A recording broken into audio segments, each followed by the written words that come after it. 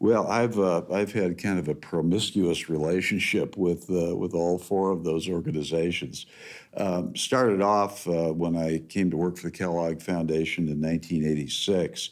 It was pretty much expected that you have some sort of relationship or volunteer role with the CMF. So I served on some committees for the annual conference and got onto the CMF legs and regs equivalent, the Public Policy Committee. And of course, every now and then worked with Dottie on some interesting activity that she was part of. We'll go into those in more detail later. Became involved with Michigan Nonprofit Association right from the beginning when Russ Mawby convened the 10 CEOs and 10 board chairs of the 10 different organizations that were then representing the nonprofit sector in Michigan. And of course, that tells you the problem right there, that there were 10 different organizations, each one with its own agenda, sometimes cross agendas. So we organized that meeting. We then organized a bunch of follow-up meetings to help birth the Michigan Nonprofit Association. Great stories about Pete Ellis, who was my colleague at the foundation, saying, "I'll drive and you watch for cops," and dashing off to Lansing to have yet another meeting to get it going. But we were part of that. And then when the first executive director didn't work out, we deputized one of our Kellogg colleagues, Dave Egner, to go run the organization. So involved with MNA from very early years, very first days. Moving to let's do the Johnson Center last. Moving to the Michigan Community Service Commission, it was, as you well remember, Kathy Agard, you who chaired the meeting of my grantees in 1991, if I recall correctly, that first began to talk about the need for a community service commission in Michigan so that Michigan could get the federal money that was going to flow through the Community Service Act, National and Community Service Act. And that meeting was held in Albion, if I recall correctly, at Albion College. And so I was involved with that to some extent. You were the one really driving it. But then I became a charter commissioner and served 3 terms on the Community Service Commission under Michelle Engler as chair. Great experience and organization, especially getting to play with Governor and Mrs. Engler's 3 little triplets who were just as cute as they could be at various functions. And finally, the Johnson Center, which grew out of yet another Russ Mawby intrigue in which he invited all of the, I think it was 29 4-year college presidents, university presidents, to a meeting at Lansing at the Kellogg Center and said, we'd like to help a Center for the Study of Philanthropy, Volunteerism, and Nonprofit Initiative get started in Michigan. And all the presidents said, yay. And Russ said, of course, we'll be expecting you to match our gift. And the president said, ooh. So it was only a couple of presidents' hands that were still up. One of them was Don Lubbers at Grand Valley. And I worked with him as the program officer to make the grant to get the center started. So been involved with 3 of the 4 since the very beginning. Only CMF was around when I got here. So many foundations take the infrastructure of philanthropy for granted. The infrastructure that educates them, the infrastructure that protects them in Lansing and Washington from bad laws and bad regulations, the infrastructure that arranges meetings so that people can share lessons learned. For the most part, most foundations just ignore it. It's a free rider problem. They let a few foundations fund it.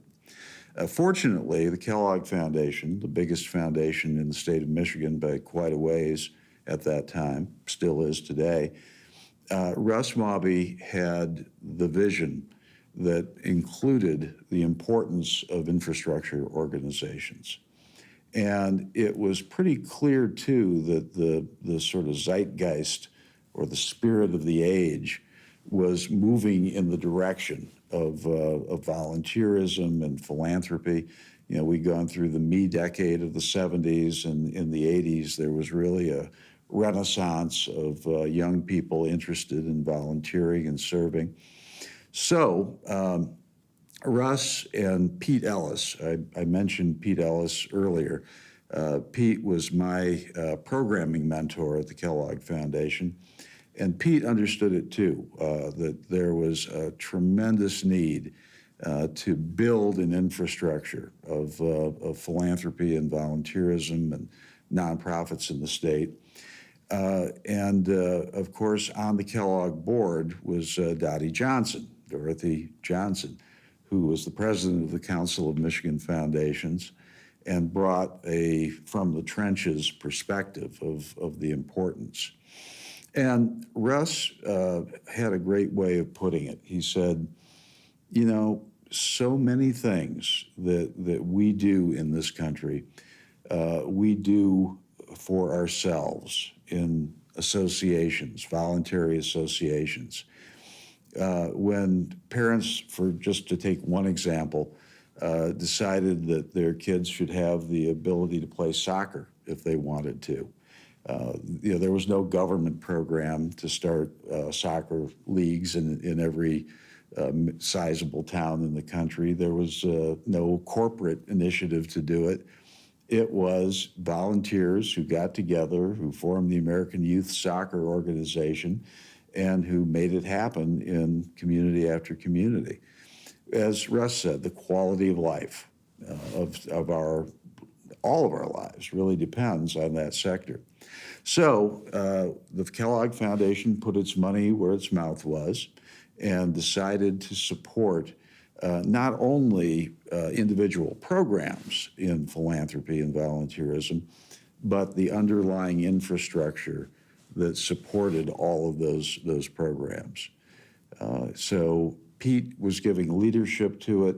Unfortunately, he had a massive heart attack and died in 1989. And Russ asked me then to take the lead on it. And it was fascinating sitting in a room with the giants, really, of that era. Dottie Johnson, just an amazing, charismatic presence, one of the greatest natural leaders I've ever seen. Russ Mobby, a visionary in so many respects, a statesman in the world of philanthropy, and some of the people who were building these things too, who were just amazing people, like John Lohr, for example, Randy Rieker, great volunteers.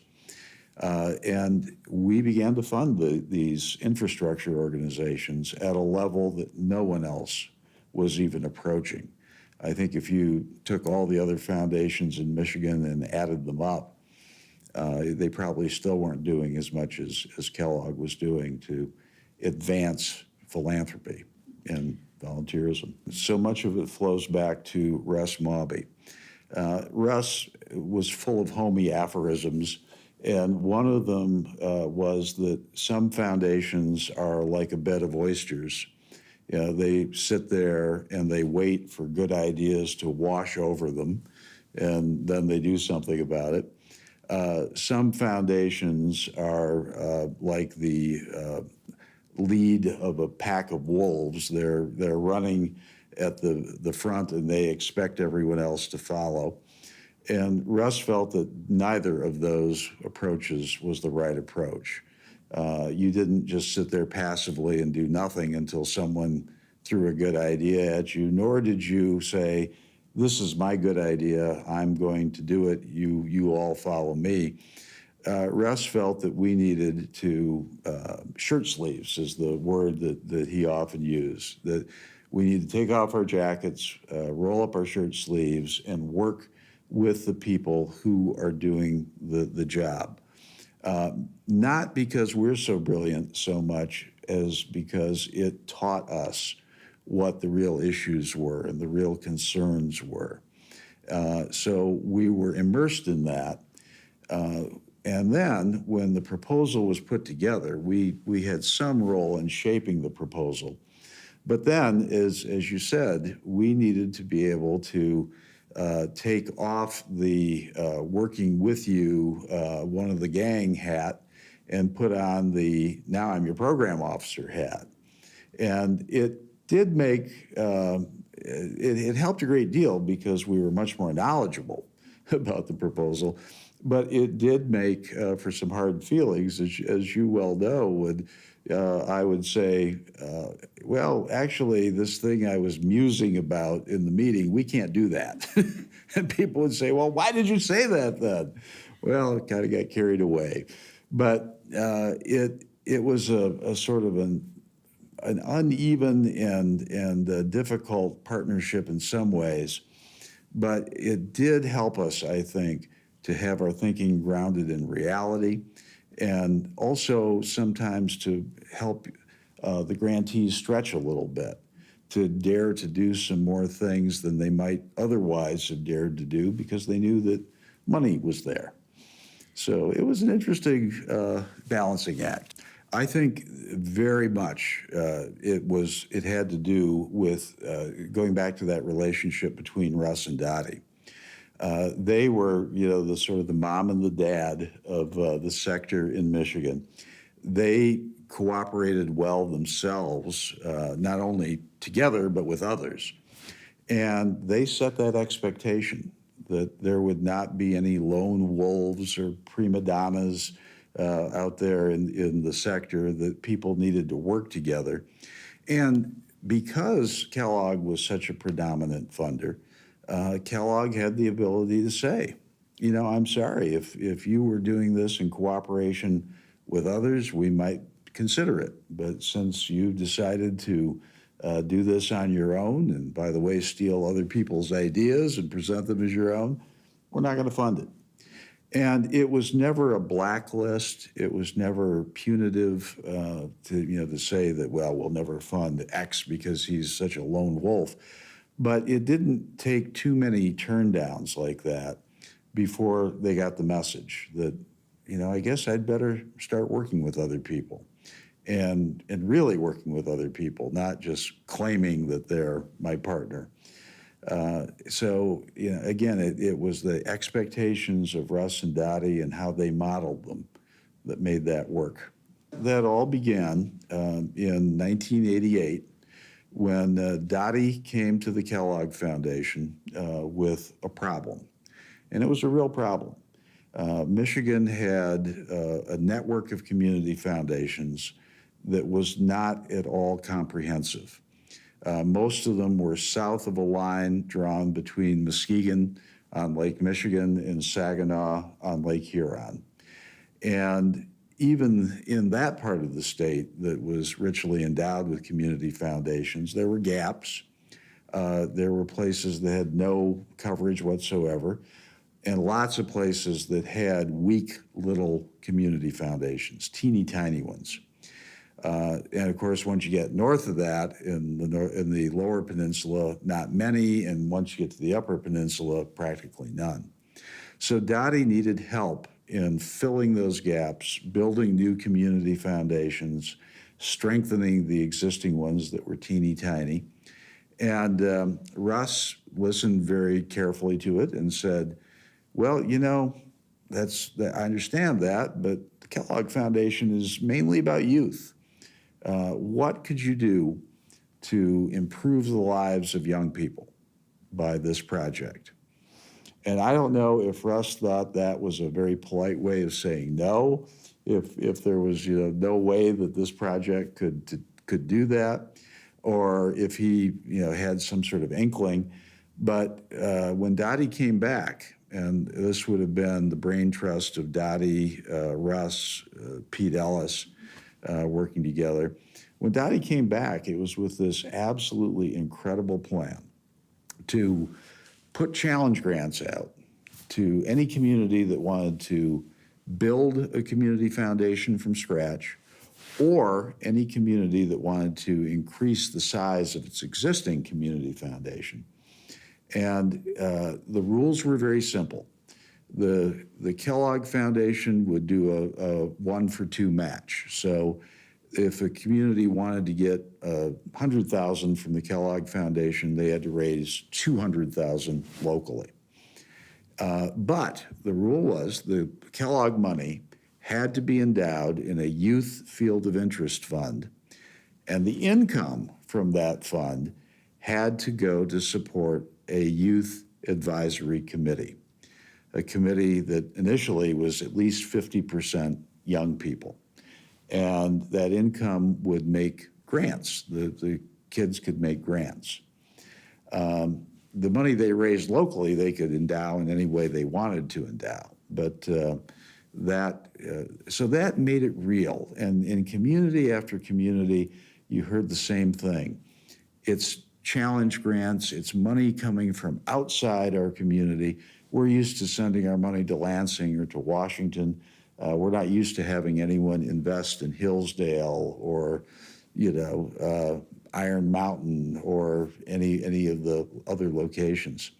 So we had this incredible stroke of good fortune in hiring Kathy Agard to run the program. I still remember Dottie coming to me and saying, "Oh, I found the perfect person to run this project." And little did I know how right she was with that. But what happened essentially then was that these communities went out there because they wanted to build their community foundations, and the youth advisory committees were just sort of a requirement that was put on. But once they saw these kids in action, it sort of stopped being a bothersome requirement and became a source of pride, because the kids made incredible grant makers.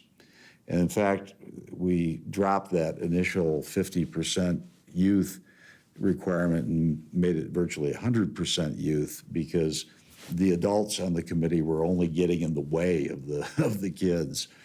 But that has been just a phenomenally successful program, now technically ended. More than 23 community foundations started, last I knew.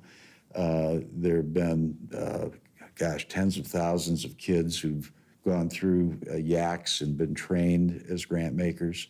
And now, no matter where you live in the state of Michigan, if you live in the middle of the Upper Peninsula or in the heart of downtown Detroit, you are represented by a community foundation. The whole state is covered. That was partly Russ Mobby and partly me. Russ had a philosophy that if you had too many rules, then people began to put their energy into finding ways to evade the rules. So he liked, as a general philosophy, a fairly simple, fairly loose organization. I took that much further, and I just think that the strategic planning is the biggest fraud ever foisted on us, because it essentially says you can predict the future and control it. And if we know there are two things humans can't do, it's one is predict the future and two, control it. So we deliberately went out there with a very vague kind of thing, and it drove some people absolutely crazy, particularly the accounting department at the Kellogg Foundation, where I believe to this day there is a shoot on sight poster with my face on it, because you just never knew what was going to happen. People would say, try to come up with all sorts of bizarre things to serve as match. We were thinking match would be dollars. And, Kathy would call with these questions like, well, one of the community foundations wants to use pelts as match. Pelts? You mean like fur pelts? Yes, they want to use fur pelts as match. How do you value fur pelts? But we tried to err on the side of flexibility, of letting people do what they needed to do to raise the money. Because in the end, we wanted them to succeed, not to fail. The greatest story on that came from Allegan one day. The Allegan Community Foundation was 25 years old. It had an initial gift of $25,000 from a woman in Allegan who was very public-spirited. And what they had done was to spend all of the income from that $25,000 each year.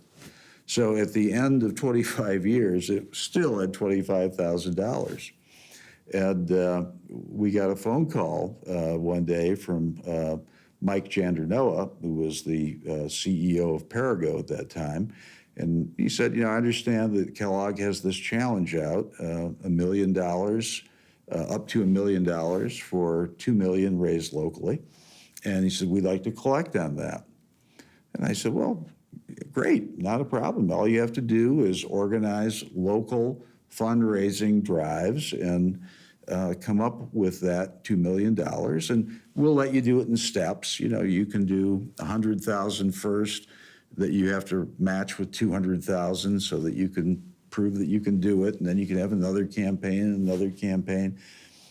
And there's a silence after I explain it. He says, well, no, I want the $2 million. And I said, well, gosh, I thought I explained to you, you needed to raise that money. And he said, oh, is that it? He said, well, we've got the money. That Perigo had gone public, and Mike had taken $1 million of the money he got from that sale, and his chairman of the board had done the same. They put it together, and they raised the $2 million over lunch. So Allegan went from, now needless to say, I was not budgeting for $1 million for Allegan that day. And that's yet another reason why the accountants are crazy about me. But, we had to meet our obligations, and we did it. So Allegan went from $25,000 endowment for 25 years to $3,025,000 in one day. The most profound lesson I learned from McPhip was that if we had planned it at the Kellogg Foundation, it would have been much more elegant. It would have been much tighter. It would have been, would have had a better name for sure. McPhip is a strange name. It would have been better in so many ways, except the one way that really counts, and that is in the community. By giving so much ownership to the community on how they raised that money and what they did with it, it made them own their community foundation. And there are communities all around the state today where the community foundation is theirs, and they care about it, and they raise money for it, and they volunteer to serve it. And if we at the Kellogg Foundation had planned this whole thing and imposed it on people, that wouldn't have happened. That ownership would not have happened.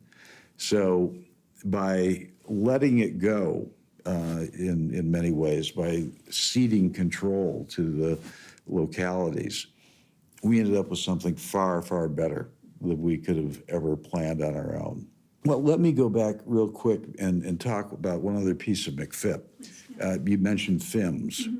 That was the interesting problem of the computer age was upon us. Clearly, the old, pen and pencil records were no longer adequate, but no community foundation had the wherewithal to really buy a system that served them well, and the smaller ones just didn't have any hope. So it would take a big central investment in computers and software and things that we didn't like to make an investment in to make that work. And that was, for me, the hardest sell out of any project I'd ever done, because the trustees were saying, we've already given all these millions of dollars to McPhip, and now you want us to do something we don't do, which is give hardware and software, and have you lost what's left of your mind, kinds of thing. But the fact of the matter was that if you had built these community foundations, they had to be efficient. They couldn't be someone in a back room with a green eye shade scratching figures into a ledger. They had to have modern technology so that they could perform with modern efficiency.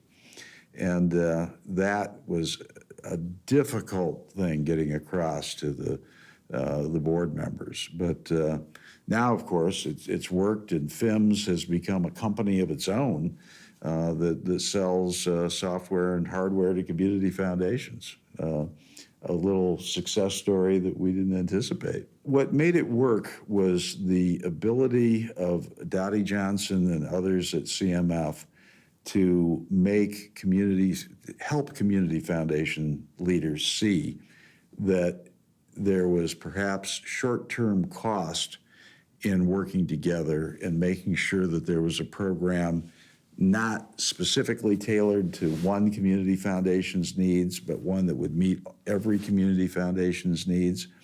But there was long-term benefit to that. And that's difficult, especially if you're a big community foundation like Kalamazoo or Southeastern Michigan or Grand Rapids. You want the program that you have always dreamed about. And, the folks over in the four-county community foundation. What do we care about them? Well, we help them to see that in a lifeboat, you couldn't have just one person steering or just one person eating or just one person, getting water. Everybody needed to be part of it. And I think now they would all agree that was the right thing to do. But in the short term, a difficult sell. The nonprofit sector is the sort of leftover sector in our society. If we want to make money, we go into business. If we want to make order, we go into government. Or now, I guess, if you want to make nothing, you go into government. But anyway, everything else we sweep into the nonprofit sector.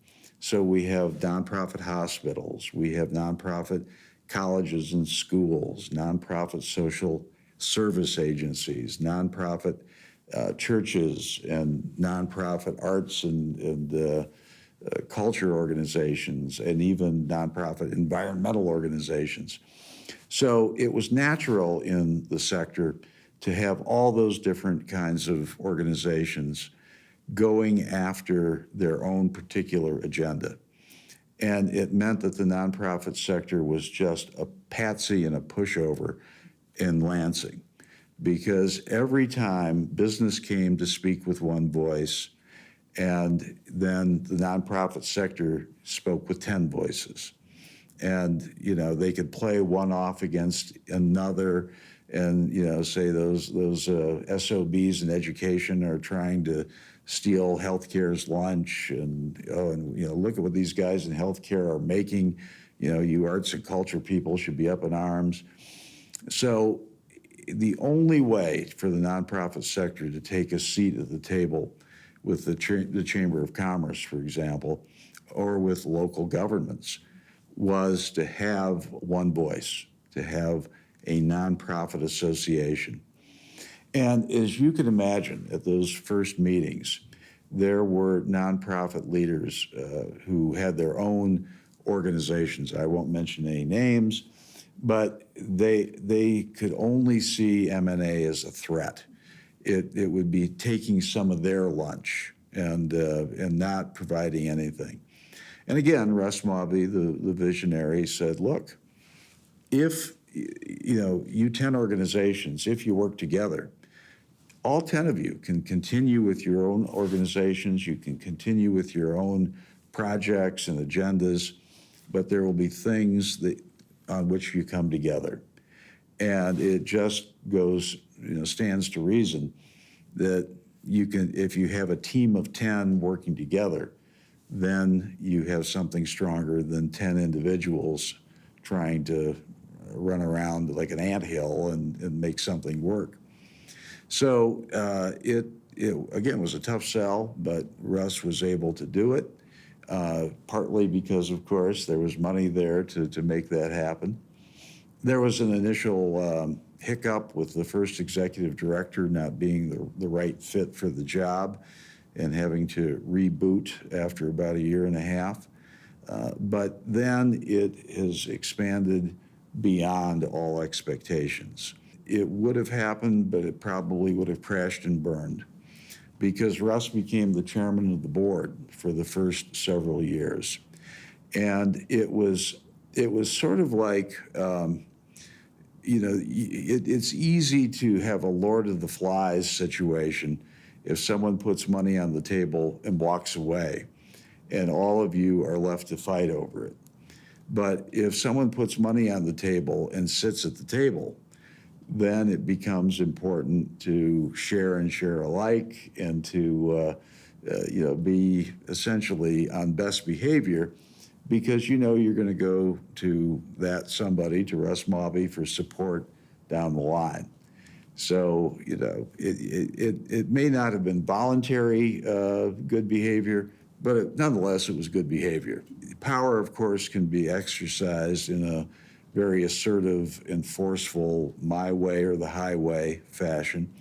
It can be done manipulatively, secretly behind people's backs, pushing buttons and pulling levers.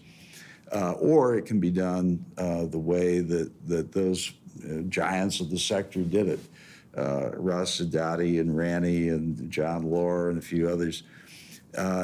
The way they did it, essentially, was to put their cards on the table and say, here is what we would like to see happen. But we're not going to dictate how that happens. We're not going, we want to see a car built. We're not going to say it has to be four-wheel drive or two doors or an SUV versus a subcompact. That's all up to you. And we're gonna sit here at the table to help you believe that this is real. Because, let's face it, some foundations have done some horrible things. For example, putting out an RFP saying we want proposals on this. And then all the proposals come in and they all get turned down. Boom, not good enough. Well, rather than bait and switch, rather than making people guess about commitment, the Rannys and the Dotties and the Russes would sit there, roll up their sleeves, and work with these folks so that they knew eventually something was going to happen. And yet, they also knew that they were the ones building it. They were the ones driving it. And even when the money came, they were the ones who were going to be responsible. It wasn't a Kellogg-funded, Kellogg-owned project. And that's what I always tried to do, too. I was often accused by my colleagues of lacking vision, of not doing strategic planning. A couple even called me lazy because I wasn't there every minute of every day looking over people's shoulders. But my feeling always was that if you worked hard on the front end of a project, on its development and its architecture and getting the right people at the table, then you could back off. And in fact, then you should back off because at some point you stop being helpful and start being like the old Saturday Night Live skit of the thing that wouldn't leave. So you really needed to know when it was time to say, all right, this is up and running now. People are doing a good job. I don't need to be at every meeting. In fact, I don't need to be at any meeting anymore. It's on its own. I think that the most important single thing is that there is a body of knowledge out there about how to be a good grant maker. And chances are no one's going to show it to you or assign it to you. Chances are you're going to have to be proactive and access it yourself. Of course, with the internet now, it becomes much more practical to do that. But the problem, the great problem with grant making is that it is, and has been from the beginning, from 1867, when the first program officer was hired at an American foundation, it has been a sort of a reward for a job well done. You know, you've been a brilliant physician, or you've been a brilliant teacher, or a brilliant president of a university, and you become a grant maker, a president of a foundation, or a program officer or director. And the expectation is that you're wise and you know what to do and you know what the field needs, and you make grants. And you're afraid to say, I don't know what I'm doing, because you don't. And so you fake it. And in fact, I think that should be the theme song for grant makers everywhere. Simon and Garfunkel's "I'm Only Faking It, Not Really Making It." So often the work that grant makers do is not only not good, it's actually harmful, counterproductive. The grant makers who think that if they cook up a plan in great detail and then shop it around to someone, that will solve the problem. Well, that no one owns that plan. No one would die for it. They just simply take the money and oftentimes do what they want to do with it, and give you a report that said everything's good. So it's learning that you're not there to be the sage on the stage, that you are there to be the guide on the side. And I think that's the toughest thing, especially for people who've been used to being in charge. The college presidents frequently make lousy grant makers because they've been used to calling the shots, and they want to be the star of the show. And that's not what your job is as a grant maker. Your job, at best, you're a director, and at worst, you're a critic. But either way, you're not on the stage declaiming. That's someone else's job. I had an opportunity to have a professional study leave, a sabbatical at the Kellogg Foundation in 1999, and I wrote the best book ever written on how to be a grant maker. And I can say that without fear of contradiction, because it was then and remains now the only book that's ever been written on how to be a grant maker. And still sells, by the way, for people who want to know how to do the job. Published in 2000. But after that, I came away thinking, there needs to be not just a book, but there needs to be actual teaching, actual seminar on how to be a grant maker. And when I left the Kellogg Foundation after 15 years in 2001, came to Grand Valley, had the opportunity to get it started.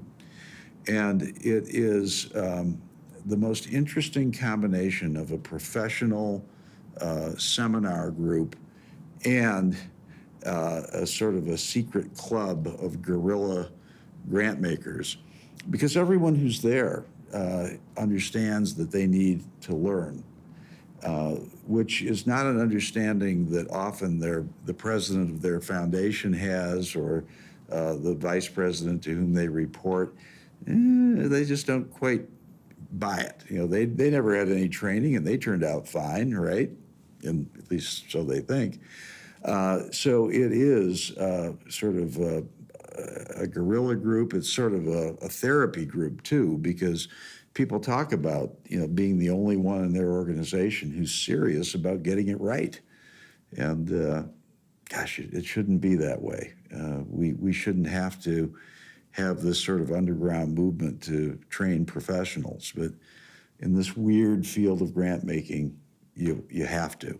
The great glory of the nonprofit sector is that anyone can look at any problem and say, I'm going to start an organization to fix that. I mean, that's how Habitat for Humanity started. That's how Doctors Without Borders started, all the great nonprofits. So that's the great glory of the nonprofit sector. The great curse of the nonprofit sector is that anyone can look at any problem and say, I'm going to start an organization to fix that. So we have all of these, we're over 2 million nonprofit organizations now, many of which are overlapping in what they do, others of which leave big gaps that they should be covering, all of whom are tripping over each other fundraising. And it is, one of these days people might sit down and say, now, wait a minute, why are there 6 organizations in my community all dedicated to homelessness, relief, and yet people are still homeless? What's going on here? So we need to find some way to keep the sector open to social entrepreneurs, but to make sure that they don't start the 7th or the 8th homelessness relief organization in town, because if 6 didn't solve it, 7 won't solve it either. On the philanthropy side, it is this stubborn refusal of so many in philanthropy to actually learn good practice in philanthropy. Somehow they seem to feel that maybe their great wisdom means that they don't need to, or experience means they don't need to learn basic stuff. I get phone calls every week from people who have another horror story to tell about foundations. One recently, for example, was right here in Grand Rapids. It was she was encouraged to write a big proposal to fund a suburban school district. And when she handed it in to the very person who had encouraged her to do it, the person glanced at it and said, oh, we're only doing City of Grand Rapids. We're not supporting any suburban districts. Well, you knew that when you encouraged me to write the proposal. What kind of amateurish thing is that? So, unless foundations clean up their act and begin to act in a more professional and respectful fashion, I think nonprofits and grantees at some point are going to not boycott because they all need the money, but they might complain to their congresspeople who, having nothing better to do, apparently, would say, gosh, foundations are not behaving well, and look at them. They're a big old bunch of money that we're not taxing. So how about some sort of a punitive tax on foundations? Can happen. Happened in 1969. It can happen again. The thing that is most important to learn is that in the ahistorical nature of our field, most people, especially in foundations, think that history began the day they walked in the door. The most important thing to know is that the Michigan story is not the typical story. Most areas have a weak regional association of grant makers, if they have one at all. A lot of areas don't. Most states have weak nonprofit associations, if they have one at all. Many still don't. The community service commissions vary in quality all over the map. Ours is a particularly good one. And most places don't have a Center for the Study of Philanthropy in a local university. To have all 4 of those and to have them all network together and working together, and to have them be as strong as they are, none of this is an accident. There's a $20 million endowment in Michigan Nonprofit Association, not by accident, but because the governor at the time, John Engler, felt it was important to endow an organization called Connect Michigan, which now has been absorbed into the Connect Michigan Alliance, now absorbed into the Nonprofit Association. But it happened because he put up $10 million of state money, and $10 million had to be raised because people felt that was important. We've got probably the second best library in philanthropy and volunteerism at the Johnson Center at Grand Valley in the country, not because someone just decided to give it to them, but because there were a lot of people working on it over the years, primary, of course, the Council of Michigan Foundations, which did donate its library, but a lot of other people saying we need that information resource. And it drives me absolutely nuts when people come into the field and just take these resources for granted and say, oh, if we need a strong infrastructure, we'll fund it ourselves. Well, you've got one, and it's unusual, and you should use it to the full extent. There are people who would kill to have this kind of an infrastructure in their state. So learn a little bit about the world, my friends. I was the first in my family to go to college. My dad worked in a factory. My mother was a waitress. And if you had ever said to the young me, someday you'll be working in an organization in which you'll be handling millions of dollars, I could not have conceived of that because I couldn't have understood how much that was. It was just a mind-boggling thing. Got started in philanthropy because I was a grantee. I was a grantee when I worked at it was then called the Kalamazoo Public Museum, now the Kalamazoo Valley Museum. And the program officer for the grant called me one day and said, there's an opening for executive assistant to Russ Mawby, the chairman of the board. I think you should apply for it. And of course I did, thinking that there was no way that I had a chance, that there would be people with much more experience in philanthropy.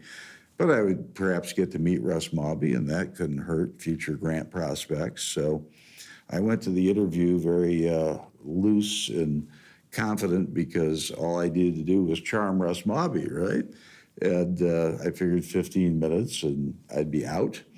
And after about 30 minutes, when he was still asking questions, I realized this was a honest-to-God interview, and I think the rest of the time I said something like, but apparently I did pretty well during the first half. I got the job as executive assistant. And interestingly, that is, as Russ said, you don't want to retire as executive assistant. And there were folks who said, all you really did was drive him around for 3 years, right? Well, yes, that was the main part of the job, is driving Russ around, drafting his speeches and so forth. But, here's a guy who thousands of leaders around the world would die to talk to for 10 minutes. And I've got him for 3 hours on, driving him to O'Hare Airport. So it was an incredible opportunity to seminar with him, to learn about the history of not only the Kellogg Foundation, but of philanthropy itself, to learn how to do the job. Incredible opportunity. And then Russ kicked me out of the nest and over to the program side and assigned Pete Ellis to be my mentor. Pete was a Navy veteran, 6'4", and 240 pounds, just a bear of a guy. And he was a great teacher. He'd been a coach in a previous life, and he was a great teacher, taught me really how to be a program officer. And a lot of the grant-making school curriculum goes right back to Pete Ellis and what he taught me. So, I had this wonderful opportunity, as Isaac Newton said, to stand on the shoulders of giants, and was able to take that opportunity. And one of the things I wanted to do with the grant-making school was to make that opportunity widely available. Not everyone can sit in the car with Russ Mobby for 3 hours or have Pete Ellis take you under his wing. Those were incredible gifts I was given. So passing those along to other people in a more systematic way through the grant-making school made sense to me. And then to finish the story, after 15 years at the foundation, 3 as an executive assistant, 12 as a program director, it was time to move on, and had the opportunity to become the first professor of philanthropic studies in the state of Michigan. So there will be many better ones, but there'll never be another first one. And I love my title, which was Distinguished Professor of Philanthropic Studies, but had the opportunity to take one of my grants, the Johnson Center, and help it to grow. And when I came in, there were, to the staff, there were 3 or 4 other employees. I can't remember exactly which, but by the time I left, again, with the great work of Kathy Agard playing into this, there were more than 30 employees, and now there are more than 50. So it is meeting a tremendous need. And it's good to see one of your kids grow up and become an absolutely essential pillar of the community. The only other thing I would add is that this is a business where it would be wise to remember the adage, Abraham Lincoln is often credited for this, to sit quietly, you appear to be an idiot. If you open your mouth, you remove all doubt. And there simply is not enough listening in the foundation world, not enough respect for the ideas that come in from outside, not enough people who are willing to say, I'm going to stand here quietly on the side and facilitate this good idea rather than jumping into the spotlight. It is so important to be willing to subordinate your own ego and your own needs for notoriety in order to make good ideas work. And the ones who were the best at that, Kathy Agard is the classic example, are the ones who did it on the side, helping from the background and not on the stage declaiming, doing the soliloquy from Hamlet. That's how you make things happen in this sector.